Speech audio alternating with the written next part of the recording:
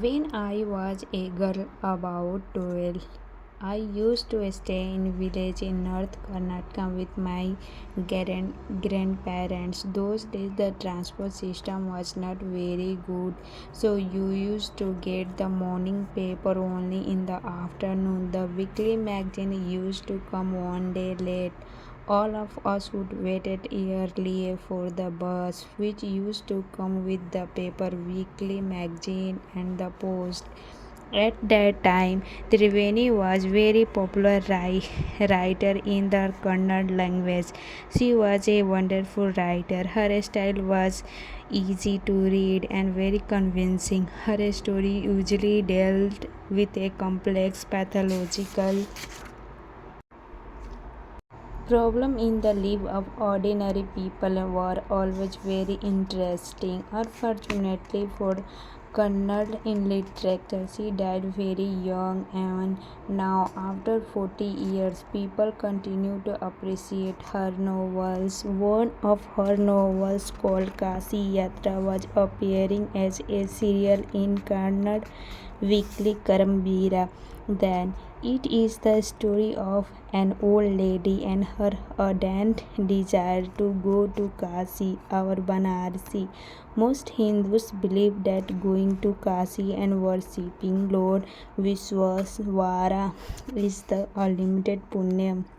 This old lady also believed in this, and her struggle to go there was described in that novel. In the story, there was also a young orphan girl who falls in love, but there was no money for the wedding.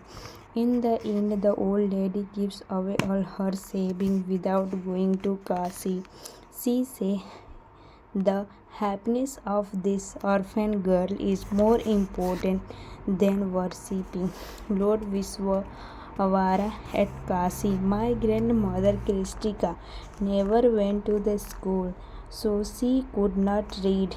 Every Wednesday the magazine would come and I would read next episode this the story to her. During that time she would forget all her work and listen with the greatest concentration.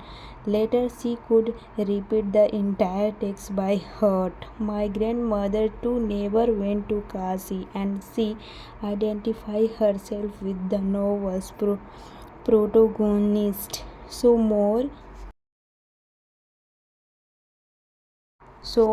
than anybody else, she was the one most interested in the knowing what happened next in the story, and used to insist that I read the serial out to her. After hearing what happened next in Kasi Yatra, she would join her friend at the temple courtyard, where we children were also gathered to play hide and seek. She would discuss that latest episode with her friends. At that time, I never understood why there was so much of debate about the story.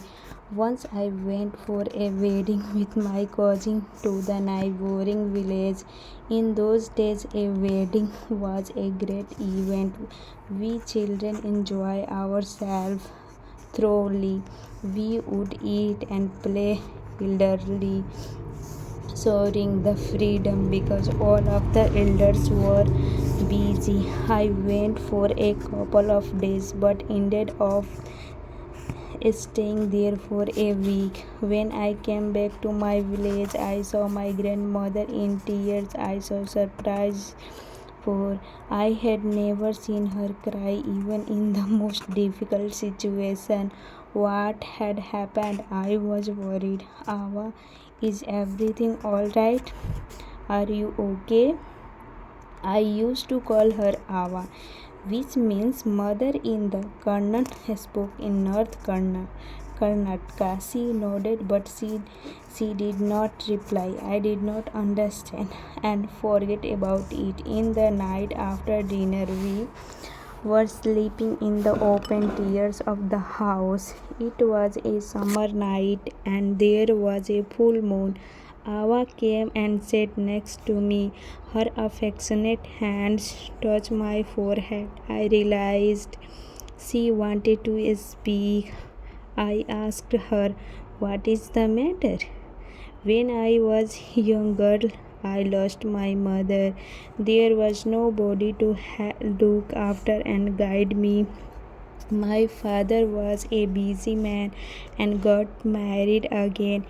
In those days, people did not consider education essentially for girls, so I never went to a school. I got married very young and had a child. I became very busy. Later, I had grandchildren and always felt so much happiness in cooking and feeding all of you. At times, I used to regret not going to a school, so I made sure that my children and grandchildren study well. I could not understand why my 16 years old grandmother was telling me, a 12 years old, the story of her life in the middle of the night. But I knew I loved her immensely, and there had to be some reason why she was talking to me. I looked at her face. It was unhappy, and eyes were filled with tears. She was a good cooking lady who was usually always smiling. Even today, I cannot forget the worried expression on her face. I leaned forward and held her hand. Ava, don't cry. What is the matter? Can I